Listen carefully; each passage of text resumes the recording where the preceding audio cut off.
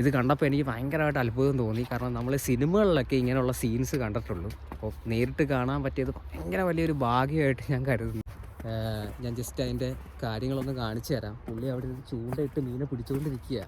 ഞാനിപ്പോൾ ഈ നടക്കുന്ന റിവറിൻ്റെ മേളിൽ കൂടെ ആണ് കേട്ടോ. ഒന്ന് ആലോചിച്ച് നോക്കേ, ഇത് റിവറിൻ്റെ മേൾ ഭാഗമാണ്. അതായത് ഫുള്ള് വലിയൊരു കുളമാണിത്. കുളമൊന്നും പറയാൻ പറ്റത്തില്ല, അത് കുറേ വിസ്തീർണമുണ്ട്, കുറേ ദൂരത്തോട്ട് കിടക്കുകയാണ്. എൻ്റെ പൊന്നു മച്ചാന്മാരെ, സത്യം പറയാം, ലൈഫിൽ ഇതൊക്കെ എൻജോയ് ചെയ്യാൻ പറ്റുന്ന അല്ലെങ്കിൽ കാണാൻ പറ്റുന്നതെന്ന് പറഞ്ഞു കഴിഞ്ഞാൽ ഭയങ്കര വലിയ ഭാഗ്യമാണ് കേട്ടോ. ഒരിക്കലെങ്കിലും നിങ്ങൾ ഇതൊക്കെ എക്സ്പീരിയൻസ് ചെയ്യുക. ഞാൻ റൂമിൽ തന്നെ ഇരിക്കുന്നൊരു വ്യക്തിയാണ് ശരിക്കും പറഞ്ഞാൽ. കാരണം എൻ്റെ കൂടെ മലയാളീസൊന്നും വലുതായിട്ടില്ല. അപ്പോൾ റൂമിൽ ഇരുന്ന് പ്രാന്ത് പിടിച്ചപ്പോൾ എങ്ങോട്ട് പോകണം എന്ന് മനസ്സിലാക്കിയിട്ട് ഗൂഗിളിൽ ചുമ്മാ അല്ല, ഗൂഗിൾ മാപ്പിൽ ഞാൻ സെർച്ച് ചെയ്തപ്പോൾ എനിക്ക് ഏറ്റവും നല്ല സ്ഥലമായിട്ട് മാപ്പ് തന്നെ കാണിച്ചു തന്നൊരു സ്പോട്ടാണ് ഇത്. പക്ഷെ ഇത്രയും നല്ല സ്ഥലങ്ങൾ നമ്മൾ നിൽക്കുന്ന സ്ഥലത്ത് തന്നെ അടുത്തുണ്ടായിട്ട് ഇത്രയും നാളായിട്ടും എനിക്കിവിടെ വരാൻ പറ്റിയില്ല. ഇതിപ്പോൾ ടൈം കഴിയാറായി കേട്ടോ. ഇതിനി നമ്മുടെ ആ ഒരു വിൻ്റർ കഴിയുമ്പോൾ ഇതെല്ലാം പോവും. സാധാ നോർമൽ ഒരു കുളമായിട്ട് ഇത് മാറും, ഒരു റിവറായിട്ട് ഇത് മാറും. ഇപ്പോൾ വരാൻ പറ്റിയത് എൻ്റെ ഭാഗ്യമാണ്. അപ്പോൾ ഇതാണ് നമ്മുടെ റിവർ.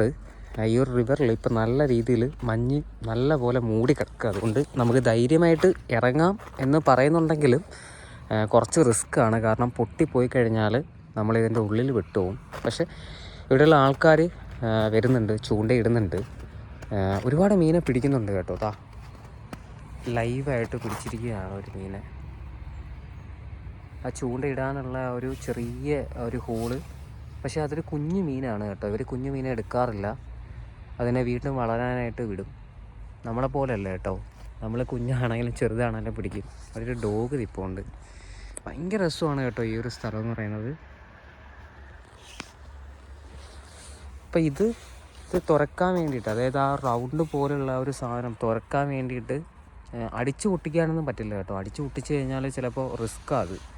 മൊത്തത്തിൽ അവരിങ്ങനെയാണ് പറയുന്നത്, പൊട്ടിച്ച് കളഞ്ഞു കഴിഞ്ഞാൽ, അതായത് നമുക്ക് കമ്പ് കൊണ്ടോ കല്ലുകൊണ്ടോ ഒക്കെ അടിച്ചു കഴിഞ്ഞാൽ മൊത്തത്തിൽ പൊട്ടി ഇളകി താഴെ വീഴാനുള്ള സാധ്യതയുണ്ട്. അതുകൊണ്ട് തുരന്ന് മാത്രമാണ്, അതായത് റൗണ്ട് ഷേപ്പിൽ അവർ തുരന്നിട്ടാണ്, അതായത് ഈ ഒരു മെഷീൻ വെച്ചിട്ടാണ്, മെഷീനല്ല അത് നമുക്ക് കൈ കൊണ്ട് ഇങ്ങനെ കുത്തി വെച്ചിട്ട് ഇങ്ങനെ കറക്കി റൗണ്ട് ഹോളാക്കി ഇടാൻ പറ്റും.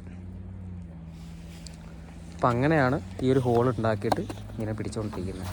എന്താ അതിനകത്ത് വെറും പൊടി ചൂണ്ടയാണ് കേട്ടോ. 1 മീറ്റർ പോലത്തെ കുഞ്ഞൊരു ചൂണ്ട, കുഞ്ഞു ടങ്കീസ്. അതിനകത്ത് ഒരു ഇരയുണ്ട്. ഇതാണ് ഇര, നമ്മുടെ നാടൻ ഇര പോലത്തെ കുഞ്ഞിരകൾ. പിന്നെ അതിനെ പിടിക്കാനുള്ള കൂടുതലായിട്ടുള്ള മണ്ണും പിന്നെ എന്തൊക്കെയോ സാധനങ്ങളുണ്ട് കേട്ടോ. മിക്സ് ചെയ്യുന്ന എന്തോ പൊടികളും കാര്യങ്ങളൊക്കെ ഉണ്ട്.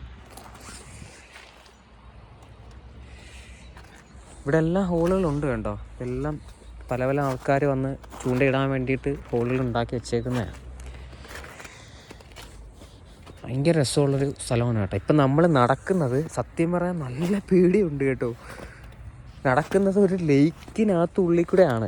ഒരു ലേക്കിനകത്താണ് നമ്മളിപ്പോൾ നടക്കുന്നത്. അതായത് ഫുള്ള് വാട്ടറുള്ളൊരു കുളമാണിത്. കുളമാണെന്നും പറയാൻ പറ്റത്തില്ല, അത്രയും ഡേഞ്ചറസ് ആയിട്ടുള്ളൊരു സ്ഥലത്തൂടെയാണ് ഇപ്പം നടക്കുന്നത്. കാരണം ഇത് പൊട്ടി വീണ് കഴിഞ്ഞാൽ നമ്മൾ ഈ സിനിമകളിലൊക്കെ കണ്ടിട്ടില്ലേ, ഗ്ലാസ് പോലത്തെ ഇങ്ങനെ കിടക്കുന്ന ആ ഒരു പ്രതലമാണിത്. അതിൻ്റെ മേളിൽ കൂടിയാണ് നമ്മളിപ്പോൾ നടന്നുകൊണ്ടിരിക്കുന്നത്. ഇതേ കണ്ടോ, കരയിലൊക്കെ ആൾക്കാർ നടന്നു പോകുന്നുണ്ട്. ഇത് കാണുമ്പോൾ നിങ്ങൾക്ക് കറക്റ്റായിട്ട് മനസ്സിലാവും. ഞാനിപ്പോൾ നിൽക്കുന്ന പ്ലേസ് ഇതും നോക്കിക്കഴിഞ്ഞാൽ മനസ്സിലാവും. ഇതൊരു ലേക്കാണ് കണ്ടോ.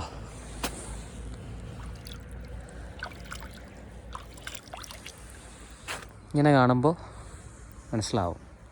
ഇതാണ് ശരിക്കും അത്രയും ലെങ്തിലോട്ട് ഇത് തണുപ്പ് അടിച്ചിട്ട് ഐസ് ഉരുകി നിൽക്കുകയാണ്. താഴോട്ട് നല്ല ലെങ്തിൽ പോയിട്ടുണ്ട്. പക്ഷെ കുറച്ച് റിസ്ക്കും ഉണ്ട് ഇതിനകത്ത് നിൽക്കുന്നതിലും നമ്മൾ നടക്കുന്നതിനകത്തും. കാരണം ഏതെങ്കിലും ഒരു സൈഡിൽ മഞ്ഞ് ഒരു വീഴ്ച ഉണ്ടായിക്കഴിഞ്ഞാൽ മൊത്തത്തിൽ പൊളിഞ്ഞ് താഴെ വീഴും. പിന്നെ നമുക്ക് പൊതുവേ ഇതിനകത്ത് എനിക്കൊരു ഇൻട്രസ്റ്റ് ഉള്ള കാര്യങ്ങളാണ് ഈ ചൂണ്ടയിടുന്നതും കാര്യങ്ങളല്ല. അതുകൊണ്ടാണ് ഞാൻ ധൈര്യമായിട്ട് ഇറങ്ങിയത്. എന്ത് വന്നാലും പിന്നെ നീന്താനും അറിയാം എന്നുള്ള ചെറിയൊരു കോൺഫിഡൻസ് ഉണ്ട്. പക്ഷെ എന്നിരുന്നാലും നല്ല റിസ്ക്കാണ്.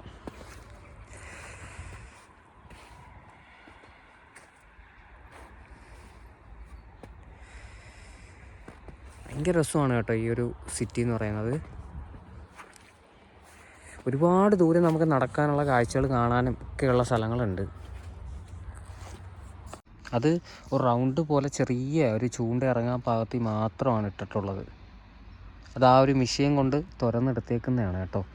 അതിനകത്ത് ആ ഒരു ചൂണ്ടയിടും. ചൂണ്ട എന്ന് പറഞ്ഞാൽ വളരെ ലൈറ്റായിട്ടുള്ളൊരു കുഞ്ഞു ചൂണ്ടയാണ് കേട്ടോ, കയ്യിൽ പിടിക്കാൻ മാത്രം. അതായത് ടങ്കീസ് മാത്രം, അതിൻ്റെ ഒരു ടങ്കീസ് മാത്രം ഇറങ്ങാൻ പാകത്തിൽ ചെറിയൊരു ഹോൾ ഉണ്ടാക്കിയിട്ട് അതിനകത്ത് ആ ഒരു ഇര കൊരുക്കുന്നു. ഇര എന്ന് പറഞ്ഞാൽ നമ്മുടെ സാധാ മണ്ണിര തന്നെയാണ് കേട്ടോ, ചെറിയ മണ്ണിര. അപ്പോൾ അത് ഇവർ മേടിക്കുന്നതാണ് കേട്ടോ. ഇതൊക്കെ ഇവരുടെ ഒരു ഹോബിയാണ് ശരിക്കും പറഞ്ഞാൽ. ഈ ഞായറാഴ്ച ദിവസങ്ങളിലൊക്കെ ഇവരുടെ ഒരു ഹോബിയാണ്. ഇപ്പം ഒരുപാട് കുഞ്ഞു മീനുകളെ ഒരുപാട് പിടിച്ചായിരുന്നു, അതിനെല്ലാം കളഞ്ഞു.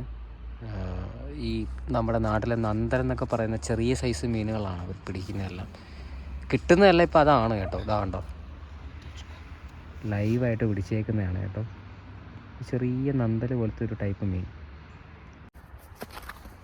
മാക്സിമം പോളണ്ടിൽ തന്നെ വരാനാണ് ഞാൻ റെക്കമെൻഡ് ചെയ്യുന്നത് എല്ലായിടത്തോടും. യൂറോപ്പ് എന്ന് പറയുന്ന ഒരു രാജ്യം നോക്കുമ്പോൾ നിങ്ങൾ പോളണ്ട് തന്നെ ചൂസ് ചെയ്യുക.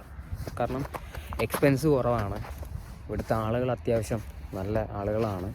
പിന്നെ നമുക്ക് എല്ലാം കൊണ്ടും പൊരുത്തപ്പെട്ട് പോകാൻ പറ്റും. പിന്നെ ആകെയുള്ളൊരു നെഗറ്റീവ് എന്ന് വെച്ച് കഴിഞ്ഞാൽ ഈ രാജ്യത്ത് കാർഡ് കിട്ടാൻ കുറച്ചധികം താമസം എടുക്കും. അത് നമ്മൾ അതിന് വേണ്ടിയിട്ട് കുറച്ച് നാൾ വെയിറ്റ് ചെയ്യേണ്ടി വരും. അങ്ങനൊരു പ്രശ്നം മാത്രമേ എൻ്റെ എക്സ്പീരിയൻസ് ആയിട്ട് എനിക്ക് പറയാനുള്ളൂ. ബാക്കി എല്ലാം കൊണ്ടും പൊളിയാണ് യൂറോപ്പ്, മീൻസ് പോളണ്ട് അടിപൊളിയാണ്. അപ്പോൾ ഇത്രയൊക്കെ ഉള്ളൂ, കുഞ്ഞു വീഡിയോ ആണ്.